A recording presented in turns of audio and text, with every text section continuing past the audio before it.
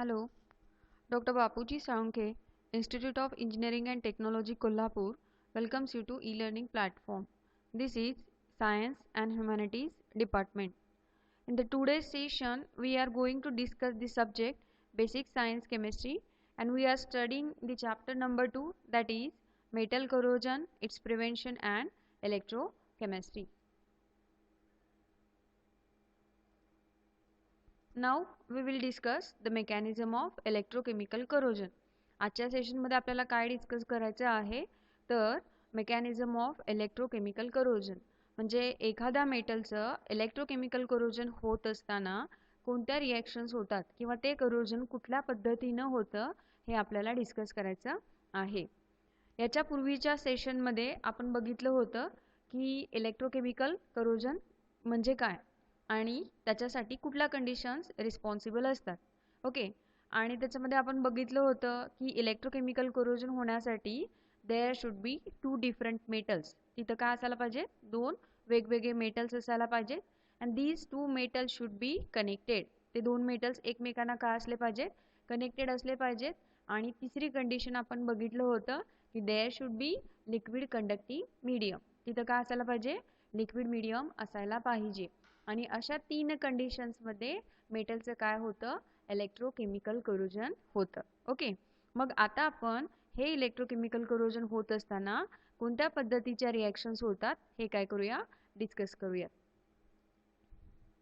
बघा, learning outcome and the learning outcome of this concept is you are able to describe the phenomenon of the given type of corrosion and its prevention. म्हणजे तुम्ही काय करू शकाल तर एखादा तुम्हाला करोजनचा टाईप सांगितला तर तुम्ही काय करू शकाल की ते करोजन काय आहे, कसं होतंय हे एक्सप्लेन करू शकाल आणि काय करू शकाल, त्याचे प्रिव्हेंटिव्ह मेजर्स म्हणजे ते करोजन होऊ नये म्हणून आपल्याला कोणते प्रिव्हेंटिव्ह मेजर्स घेता येतील हे तुम्ही काय करू शकाल, डिस्क्राईब करू शकाल. Okay, now we will start with mechanism of electrochemical corrosion. Wet corrosion or electrochemical corrosion involves the flow of electrons from anodic to cathodic area.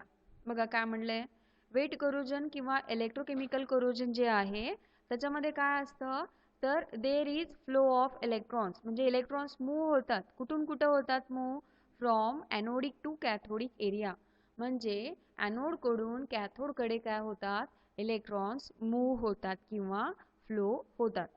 Okay, आता याच्या पूर्वीच्या सेशनमध्ये आपण डॅनियल सेल डिस्कस केलं होतं आणि डॅनियल सेलमध्ये दोन इलेक्ट्रोड्स होते, एक होता झिंक आणि दुसरा होता कॉपर. आता झिंक इथं ॲनोड म्हणून काम करत होता आणि कॉपर जो आहे तो काय म्हणून काम करत होता, कॅथोड म्हणून काम करत होता.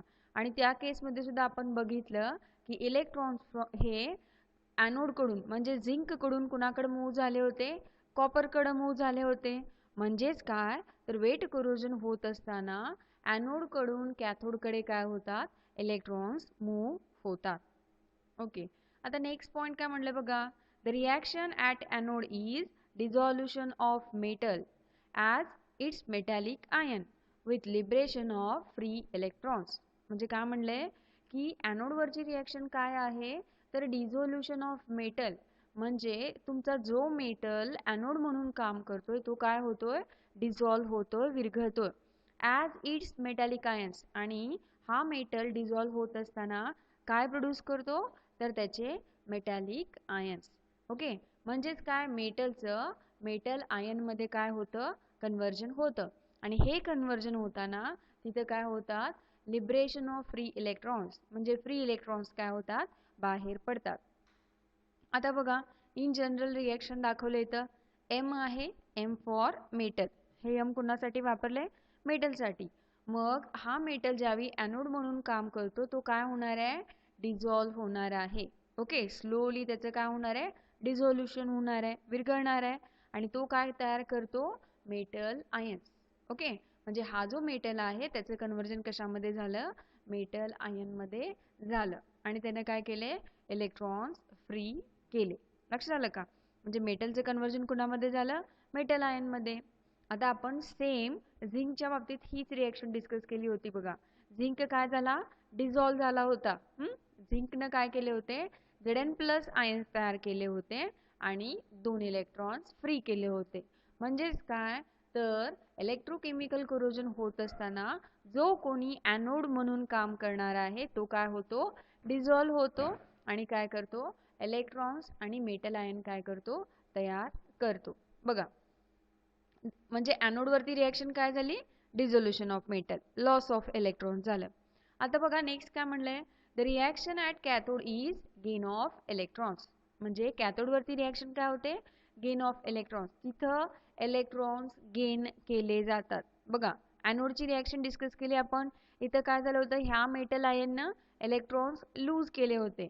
म्हणजे रिॲक्शन ॲट ॲनोड काय होती, लॉस ऑफ इलेक्ट्रॉन्स. आणि रिॲक्शन ॲट कॅथोड काय असणार आहे, गेन ऑफ इलेक्ट्रॉन्स. म्हणजे कॅथोड वरती इलेक्ट्रॉन्स काय केले जाणार आहेत, गेन केले जाणार आहेत.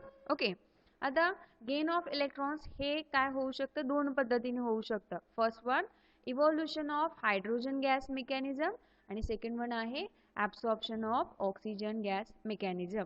लक्षात आलं का, म्हणजे कॅथोड वरती जे गेन ऑफ इलेक्ट्रॉन होणार आहे, मग त्याच्यामध्ये सुद्धा गेन ऑफ इलेक्ट्रॉन्स होणार आहे. म्हणजेच काय, कॅथोडवरची जी काही रिॲक्शन आहे ती दोन पद्धतीने होऊ शकते. एक काय, इव्हॉल्युशन ऑफ हायड्रोजन गॅस. म्हणजे काय, कॅथोड जो आहे तिथं काय होणार आहे, हायड्रोजन गॅस इव्हॉल्व होणार आहे. इव्हॉल्व होणं म्हणजे बाहेर पडणं, फ्री होणं, रिलीज होणं. लक्षात आलं का, म्हणजे पहिलं टाईपचं मेकॅनिझम काय आहे, एक तर तिथं कॅथोडवरती काय होणार आहे, हायड्रोजन गॅस बाहेर पडणार आहे, किंवा दुसरं काय आहे, ॲब्सॉर्प्शन ऑफ ऑक्सिजन गॅस. म्हणजे तिथं ऑक्सिजन गॅस काय केला जाईल, ॲब्सॉर्ब केला जाईल, रिॲक्शनमध्ये वापरला जाईल, यूज केला जाईल. लक्षात आलं का, म्हणजे रिॲक्शन ॲट कॅथोड ही दोन्हीपैकी एका वेजनी होऊ शकते. एक तर काय आहे, इव्होल्युशन ऑफ हायड्रोजन गॅस, किंवा दुसरं मेकॅनिझम काय आहे, absorption of oxygen gas. Okay, मग या केसमध्ये इलेक्ट्रोकेमिकल करोजनमध्ये ॲनोडवरची रिॲक्शन नेहमी काय असणार आहे, सेम असणार आहे. That is dissolution of metal. म्हणजे जो कोणी ॲनोड म्हणून काम करणार आहे तो नेहमी काय होणार आहे, डिझॉल्व होणार आहे, मेटल आयन्स प्रोड्यूस करणार आहे. आणि फक्त कॅथोडवरती दोन पद्धतीच्या रिॲक्शन होऊ शकतात. एक काय आहे, इव्होल्युशन ऑफ हायड्रोजन गॅस, आणि दुसरं कुठलं आहे, ॲब्सॉर्प्शन ऑफ ऑक्सिजन गॅस. म्हणजे तिथं कॅथोडवरती एकतर हायड्रोजन गॅस बाहेर पडेल, किंवा तिथं ऑक्सिजन गॅस काय केला जाईल, यूज केला जाईल, ॲब्सॉर्ब केला जाईल. म्हणजे थोडक्यात काय, इलेक्ट्रोकेमिकल करोजन दोन पद्धतीने होऊ शकतं. पहिली पद्धत म्हणजे इव्हॉल्युशन ऑफ हायड्रोजन गॅस, आणि दुसरं मेकॅनिझम म्हणजेच काय, absorption of oxygen gas. Okay, now we will start with first mechanism, that is evolution of hydrogen gas mechanism. म्हणजे हायड्रोजन गॅस इव्हॉल्व होतो ते कशा पद्धतीनं होतो ते मेकॅनिझम आपण काय करूया, डिस्कस करूया. This type of corrosion occurs when metals are exposed to acidic environments. बघा, हे करोजन हायड्रोजन इव्होल्युशन मेकॅनिझमचं करोजन केव्हा होतं, जेव्हा मेटल हा ॲसिडिक एन्व्हायरमेंटमध्ये असतो, ॲसिडिक मीडियममध्ये असतो. लक्षात आलं का, म्हणजे ॲसिडिक मीडियममध्ये ज्यावेळी मेटल असेल तर त्याचं करोजन कुठल्या पद्धतीनं होणार आहे, हायड्रोजन इव्होल्युशन मेकॅनिझम. ओके, मग ॲसिडिक एन्व्हायरमेंट म्हणजे काय, like industrial waste or other acidic solutions. म्हणजे आता इंडस्ट्रीमधून सुद्धा वेस्ट बाहेर पडत असतं. मग ते जर ॲसिडिक नेचरचं असेल, किंवा अदर कुठलं तरी ॲसिडिक मीडियम असेल, तर त्या मीडियममध्ये करोजन हायड्रोजन इव्होल्युशन मेकॅनिझमनी होतं. ओके, आता आपण आम्लारी असं सायन्समध्ये शिकलेलो आहे. तर ॲसिडिक मीडियम म्हणजे काय, आम्ल. त्या सोल्युशनमध्ये H+ आयन्स असतात, त्याला काय म्हणतो आपण, ॲसिडिक मीडियम. ओके, मग जेव्हा मेटल ॲसिडिक मीडियममध्ये येतो त्यावेळी त्याचं करोजन कुठल्या मेकॅनिझमनी होतं, हायड्रोजन गॅस इव्होल्युशन, किंवा evolution of hydrogen gas mechanism. Okay, आता आपण एक एक्झाम्पल डिस्कस करूयात, मग तुमच्या लक्षात येईल. A steel tank containing acidic industrial waste and a small piece of copper scrap. बघा, आता आपण एक्झाम्पल डिस्कस करणार आहे. त्याच्यामध्ये काय आहे, एक स्टील टँक आहे, स्टीलचं टँक आहे, कंटेनिंग ॲसिडिक वेस्ट, ज्याच्यामध्ये कुठलं वेस्ट आहे, ॲसिडिक वेस्ट. म्हणजे आपण इंडस्ट्रीमधनं बाहेर पडणारं लिक्विड वगैरे बघू शकतो, आणि ते कुठल्या नेचरचं आहे, ॲसिडिक नेचरचा आहे, म्हणजे त्याच्यामध्ये H+ आयन्स आहेत. म्हणजे स्टील टँकमध्ये इंडस्ट्रीमधलं ॲसिडिक वेस्ट आहे, प्लस तिथं काय आहे, a small piece of copper scrap, म्हणजे स्क्रॅप वेस्ट गेलेलं कॉपरचा एक छोटासा तुकडा त्याच्यामध्ये. स्टील टँक आहे, त्या स्टील टँकमध्ये ॲसिडिक वेस्ट आहे आणि त्याच्यामध्येच काय आहे बघा, a small piece of scrap copper, एक वेस्ट गेलेला काय आहे, कॉपरचा पीस आहे. In this case, the portion of steel tank in contact with copper is corroded with evolution of hydrogen gas. मग या केसमध्ये कुणाचं करोजन होतं, स्टील टँकचं करोजन होतं which is in contact with copper. Okay, बघा इथं जो स्टील टँक आहे, जो कुणाच्या कॉन्टॅक्टमध्ये आहे, कॉपरच्या कॉन्टॅक्टमध्ये आहे, त्याचं काय होतं, करोजन होतं. आता इथं आपण रिॲक्शन्स कोणत्या कोणत्या होतात हे बघूयात, म्हणजे तुमच्या लक्षात येईल. आता आपण डायग्राममध्ये बघू शकतो, दिस इज द स्टील टँक. हा काय आहे, स्टील टँक आहे आणि त्याच्यामध्ये काय आहे, ॲसिडिक वॉटर किंवा ॲसिडिक वेस्ट आहे. म्हणजे इंडस्ट्रीमधनं वगैरे आपण बघतो की वेस्ट वॉटर बाहेर पडत असतं ना, मग त्याचं नेचर काय आहे, इथं ॲसिडिक आहे. म्हणजे त्या पाण्यामध्ये, त्या वॉटरमध्ये काय आहेत, H+ आयन्स आहेत. आणि there is a small piece of scrap copper, आणि तिथं काय आहे बघा, एक वेस्ट गेलेला एक कॉपरचा छोटासा तुकडा आहे. लक्षात आलं, स्टील टँक आहे, त्याच्यामध्ये ॲसिडिक वेस्ट भरलेला आहे आणि त्याच्यामध्येच काय आहे बघा, एक small piece of scrap copper आहे. ओके, मग आता करोजन कोणत्या पद्धतीनं होणार हे आपण बघू शकतो. आता इलेक्ट्रोकेमिकल करोजन होण्यासाठी 3 कंडिशन्स असतात. There should be 2 different metals. तिथं काय असायला पाहिजे, 2 वेगवेगळे मेटल्स असायला पाहिजेत. आता या केसमध्ये आहेत का बघा, इथे 2 मेटल्स आहेत. पहिला कुठला आहे बघा, स्टील टँक. ओके, स्टील टँकमध्ये, स्टीलमध्ये काय असतो, आयर्न असतो, लोखंड असतो. म्हणजे पहिला मेटल काय झाला इथं तुमचा, आयर्न झाला. आणि दुसरा मेटल कुठला आहे बघा, स्क्रॅप कॉपर. 2 डिफरंट मेटल्स आले. आता दुसरी कंडिशन काय असते, there should be contact between these 2 metals. हे जे 2 मेटल्स आहेत त्यांच्यामध्ये काय असायला पाहिजे, कॉन्टॅक्ट असायला पाहिजे. आता बघा, हा स्क्रॅप कॉपर जो आहे आणि हा स्टील टँक आहे, हा स्क्रॅप कॉपर स्टील टँकमध्येच ठेवलेला आहे. म्हणजे या दोघांच्या मध्ये इथं काय आहे बघा, कॉन्टॅक्ट आहे. म्हणजे हे 2 डिसिमिलर मेटल्स एकमेकांना काय आहेत, कनेक्टेड आहेत. आणि पुढं काय, तिसरी कंडिशन काय असते, there should be conducting medium. तिथं काय असायला पाहिजे, कंडक्टिंग मीडियम असायला पाहिजे. आता इथं आपण जे ॲसिडिक वेस्ट घेतलेलं आहे, ॲसिडिक वॉटर घेतलेलं आहे, ते काय म्हणून काम करतंय, लिक्विड कंडक्टिंग मीडियम. आता इथं या 3 कंडिशन्स असल्यामुळं इलेक्ट्रोकेमिकल करोजन होणार. मग आता आपल्याला बघायला पाहिजे की इलेक्ट्रोकेमिकल करोजन कॉपर आणि आयर्न पैकी कोणाचं होणार. बघा, in this case steel tank acts as a anode. म्हणजे या केसमध्ये आपण बघितलं 2 मेटल्स आहेत, एक आहे स्टील टँक म्हणजे त्यातला आयर्न आणि दुसरा कोण आहे, कॉपर. तर या केसमध्ये steel tank acts as a anode. Steel tank जो आहे तो काय म्हणून काम करणार आहे, एनोड म्हणून काम करणार आहे. आता तुमच्या माइंडमध्ये क्वेश्चन येईल की स्टील टँकमध्ये किंवा स्टील टँक हाच का एनोड म्हणून काम करणार, कारण आपल्याला इथं काय बघायला पाहिजे, रिॲक्टिव्हिटी. ओके, रिॲक्टिव्हिटी बघायला पाहिजे. आता स्टील टँकमध्ये कोण असतं, आयर्न असतो, आणि दुसरा मेटल कोण आहे इथं, कॉपर आहे. स्टील मधला आयर्न आणि कॉपर यांच्यामध्ये मोर रिॲक्टिव्ह कोण असतो, आयर्न असतो. लक्षात आलं का, आयर्न आणि कॉपर मध्ये मोर रिॲक्टिव्ह कोण आहे, आयर्न आहे. म्हणून तो काय म्हणून काम करणार, एनोड म्हणून काम करणार. लक्षात आलं का, म्हणून या केसमध्ये स्टील टँक काय म्हणून ऍक्ट झाले, एनोड. कारण स्टील टँक मधलं आयर्न जे आहे ते कॉपर पेक्षा काय असतं, जास्त रिॲक्टिव्ह असतं. म्हणजेच काय असतं, ते ऍक्टिव्हिटी सिरीजच्या टॉपला असतं. मग काय म्हणलंय बघा पुढं, steel tank acts as a anode and produces metal ion with liberation of electrons. म्हणजे तुमचा स्टील टँक आहे जो एनोड म्हणून काम करतो आणि एनोड नेहमी काय होतो बघा, डिझॉल्व्ह होतो. म्हणजे इथं सुद्धा तुमचा स्टील टँक काय होणार आहे, डिझॉल्व्ह होणार आहे, विरघळणार आहे. स्लोली काय होणार आहे, त्याचं आयन्स मध्ये कन्वर्जन होणार आहे आणि त्याबरोबर तो काय तयार करणार आहे, 2 इलेक्ट्रॉन्स तयार करणार आहे.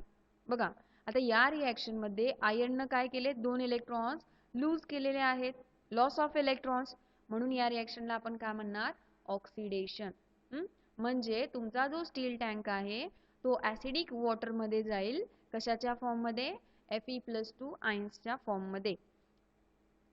आता आपण इथे डायग्राममध्ये सुद्धा बघू शकतो बघा, हा तुमचा स्टील टँक आहे, आयर्न आहे, तो काय होणार आहे, ॲनोड म्हणून काम करणार आहे. कारण का, हा तुमचा आयर्न ह्या कॉपरपेक्षा काय आहे, जास्त रिॲक्टिव्ह आहे. म्हणून हा आयर्न ॲनोड म्हणून काम करेल आणि तो काय होईल, डिझॉल्व्ह होईल. म्हणजे हा तुमचा स्टील टँक स्लोली काय होणार आहे, तो डिझॉल्व्ह होत जाणार आहे. त्याचं साईज हळूहळू काय होणार आहे, कमी होत जाणार आहे.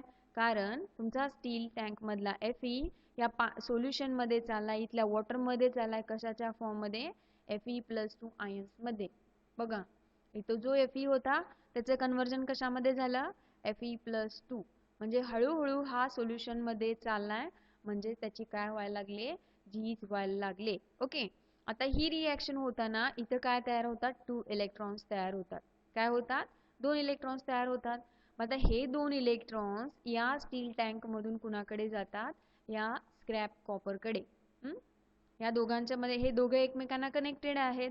म्हणून या रिॲक्शन मध्ये जे 2 इलेक्ट्रॉन्स तयार झालेले आहेत ते 2 इलेक्ट्रॉन्स कुणाकडे जाणार आहेत बघा, या स्क्रॅप कॉपरकडे जाणार आहेत. ओके, आता जेव्हा हे इलेक्ट्रॉन्स या कॉपरकडे येतील त्याच्यावरती चार्ज कुठला येणार आहे, निगेटिव्ह चार्ज येणार आहे. इलेक्ट्रॉन वरती निगेटिव्ह चार्ज असतो, म्हणून या कॉपर वरती सुद्धा चार्ज काय येणार आहे, निगेटिव्ह. ओके, बघा आता कॉपर वरती निगेटिव्ह चार्ज आलाय आणि सोल्युशन मध्ये पॉझिटिव्ह चार्जचे आयन्स आहेत बघा, H+ आयन आहे, Fe+2 आयन्स आहेत. ओके, मग निगेटिव्ह कडे कोण अट्रॅक्ट होणार आहे, पॉझिटिव्ह. निगेटिव्ह इलेक्ट्रॉन्स कडे पॉझिटिव्ह आयन्स अट्रॅक्ट होणार आहेत. मग इथं या सोल्युशन मध्ये प्रेझेंट असलेले H+ आयन्स हे या कॉपर कडे काय होतात, अट्रॅक्ट होतात. कारण का, या कॉपर कडे काय आहेत, निगेटिव्ह इलेक्ट्रॉन्स आहेत. मग या निगेटिव्ह इलेक्ट्रॉन्स कडे कोण अट्रॅक्ट होणार आहे, या सोल्युशन मधले पॉझिटिव्ह आयन्स. मग इथं कोण कोण आहे, H+. आता हे H+ आयन्स कुठले आले, आपण ऑलरेडी मगाशी डिस्कस केले की कुठल्याही ऍसिडिक सोल्युशन मध्ये काय असतात, H+ आयन्स असतात. ओके, मग आता हे H+ आयन्स आणि नवीन तयार झालेले Fe+2 आयन्स काय होणार आहेत, या निगेटिव्ह कॉपर कडे काय होणार आहेत, अट्रॅक्ट होणार आहेत. लक्षात आलं का. मग आता पुढे काय होणार आहे बघूया आपण रिॲक्शन. बघा, these liberated electrons flow through the metal from anode, that is steel tank, to cathode means copper. म्हणजे ते जे इलेक्ट्रॉन्स फ्री झाले ते कुणाकडून कुणाकडे मूव्ह झाले, स्टील टँक कडून कॉपर कडे. म्हणजेच बघा, there is flow of electrons from anodic area to cathodic area. Anode कडून कॅथोड कडे काय होतात, इलेक्ट्रॉन्स मूव्ह होतात.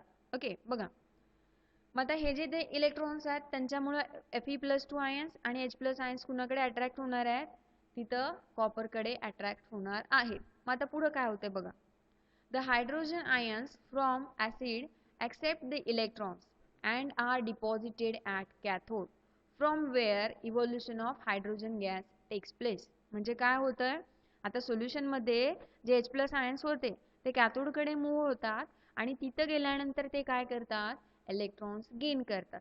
ओके, 2 H+ आयन्स हे 2 इलेक्ट्रॉन्स गेन करतात आणि there is formation of H2 gas, hydrogen gas तयार होतो. लक्षात आलं. आता इथं आपण 2H+ का लिहिले, कारण एकटा H+ आयन काय नसतो, एकटा हायड्रोजन काय नसतो, स्टेबल नसतो, म्हणून आपण इथं काय लिहिले, 2H+. 2 H+ आयन्स हे 2 इलेक्ट्रॉन्स गेन करतात आणि या दोघांच्या पासून कोण तयार होतं, हायड्रोजन गॅस. लक्षात येते, म्हणजे काय, H+ आयन्सनी काय केले, इलेक्ट्रॉन्स गेन केले and are deposited at cathode, आणि कॅथोड वरती काय झालं, त्यांचं पुरं कन्वर्जन कशामध्ये झालं, हायड्रोजन गॅस मध्ये. लक्षात आलं का. म्हणजेच काय, आता हायड्रोजन गॅस आहे तो का कॅथोड वरती लेयर साठणार आहे का, त्याचा नाहीच, त्याचा लेयर साठणार नाही. फक्त काय होणार, तिथं इव्होल्युशन ऑफ हायड्रोजन गॅस, म्हणजे तिथं हायड्रोजन गॅस काय होणार आहे, बाहेर पडणार आहे.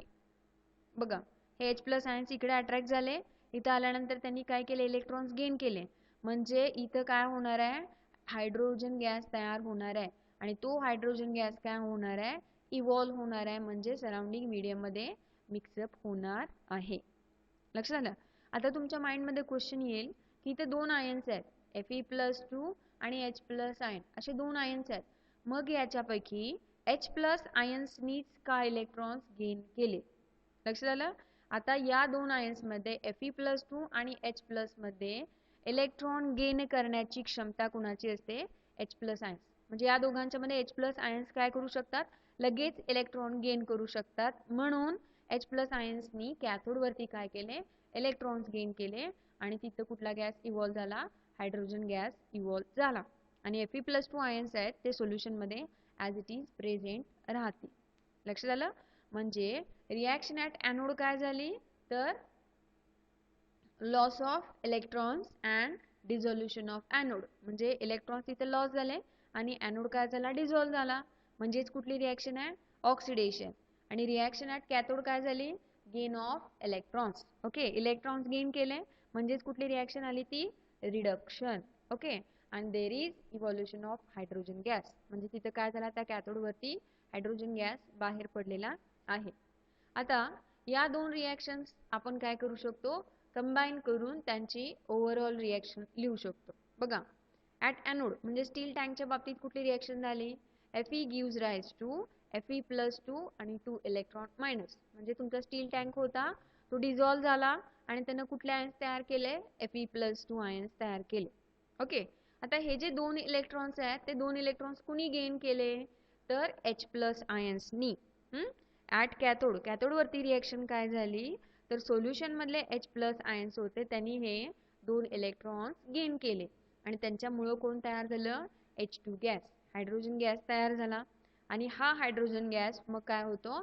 सराउंडिंग मीडियम मध्ये काय होतो? मिक्सअप होतो. That is evolution of hydrogen gas. म्हणजे हा जो कॅथोड आहे, कॅथोड वरती काय होतं? Evolution of hydrogen gas. आणि ॲनोड वरती काय होतं? Dissolution of metal. मेटल तुमचा काय झाला? डिझॉल्व झाला. आता या दोघांचीच आपण कंबाईन करून काय लिहू शकतो? Overall reaction. बघा, ओव्हरऑल रिॲक्शन काय झाली? आपण अगोदर पण डिस्कस केले ओव्हरऑल रिॲक्शन कशी लिहायची. ॲरोच्या अपोजिट डायरेक्शन मध्ये सेम टर्म्स असणार आहेत त्या कॅन्सल होतील आणि बाकी मग ॲज इट इज लिहायचं आहे. बघा, Fe+2H+, ॲरोच्या बॅक साईडला आहेत ना हे दोघं. Fe+2H+, हे 2 इलेक्ट्रॉन्स आणि हे 2 इलेक्ट्रॉन्स काय झाले? कॅन्सल झाले. मग पुढे काय आलं? Fe+2 + H2 gas. लक्षात आलं? म्हणजे स्टील टँकचं Fe+2 आयन्स मध्ये कन्व्हर्जन झालं आणि ऍसिड मधले H+ आयन्स होते ते हायड्रोजन गॅसच्या फॉर्म मध्ये काय झाले? बाहेर पडले. ओके, आता या केस मध्ये तुमच्या लक्षात आलं असेल की दोन मेटल्स होते आयर्न आणि कॉपर. त्यापैकी डिझॉल्व कोण झाला? आयर्न झाला. म्हणजे कोरोजन कुणाचं झालं? आयर्नचं झालं. म्हणजेच कुणाचं झालं? स्टील टँकचं. लक्षात आहे? म्हणजे जो मेटल मोर रिॲक्टिव्ह असतो तो ॲनोड म्हणून काम करतो आणि त्याचंच करोजन होतं म्हणजे त्याचीच झीज होते. आणि या केसमध्ये सुद्धा कोणाची झीज झाली? तर स्टील टँकची झीज झालेली आहे. आणि या केसमध्ये आपले मेटल्स हे ॲसिडिक मीडियम मध्ये असल्यामुळं कॅथोड वरती काय झालंय? हायड्रोजन गॅस बाहेर पडलेला आहे. म्हणून आपण या मेकॅनिझमला काय म्हणतो? Evolution of hydrogen gas mechanism. म्हणजे हे करोजन होत असताना हायड्रोजन गॅस काय झालाय? इव्हॉल्व झालाय, बाहेर पडलाय. ओके, आता पॉइंट्स टू नोट काय आहेत बघा. All the metals above hydrogen in the electrochemical series undergoes corrosion with evolution of hydrogen gas. Okay, आता इलेक्ट्रोकेमिकल सिरीज म्हणजे काय? Activity series. म्हणजे आपण वेगवेगळ्या मेटल्सना त्यांच्या रिॲक्टिव्हिटीनुसार काय करतो? त्यांची मांडणी करतो. ओके, मग या मांडणीमध्ये हायड्रोजन गॅस पेक्षा वरती जे मेटल्स असतात, हायड्रोजन गॅस पेक्षा जे जास्त रिॲक्टिव्ह मेटल्स आहेत त्यांचं काय होतं? कोरोजन होतं. आणि ते कुठल्या मेकॅनिझमनी होतं? Evolution of hydrogen gas. थोडक्यात काय? हायड्रोजन पेक्षा जे काय आहेत जास्त रिॲक्टिव्ह आहेत, म्हणजे ऍक्टिव्हिटी सिरीजच्या टॉपला आहेत, त्यांचं कोरोजन कशामुळे होतं? हायड्रोजन गॅस इव्होल्युशननी होतं. and the anodes are usually large whereas cathodes are small areas. म्हणजे हायड्रोजन इव्होल्युशन मेकॅनिझम मध्ये एनोड हे आहेत, एनोडचा नेहमी एरिया काय असतो? जास्त असतो. एनोड साईजला मोठा असतो आणि कॅथोड जो आहे तो साईजला काय असतो? छोटा असतो, स्मॉल असतो. लक्षात आलं? बघा, आपण आजच्या सेशनमध्ये काय काय डिस्कस केलं, तर हायड्रोजन इव्होल्युशन मेकॅनिझम कसं होतं हे डिस्कस केलं. आणि हायड्रोजन इव्होल्युशन मेकॅनिझम हे नेहमी कुठल्या मीडियममध्ये होतं, ॲसिडिक मीडियममध्ये होतं. म्हणजे दोन डिसिमिलर मेटल्स जर ॲसिडिक मीडियममध्ये होत असतील तर त्याचं corrosion evolution of hydrogen gas मेकॅनिझमनी होणार आहे. Okay, thank you.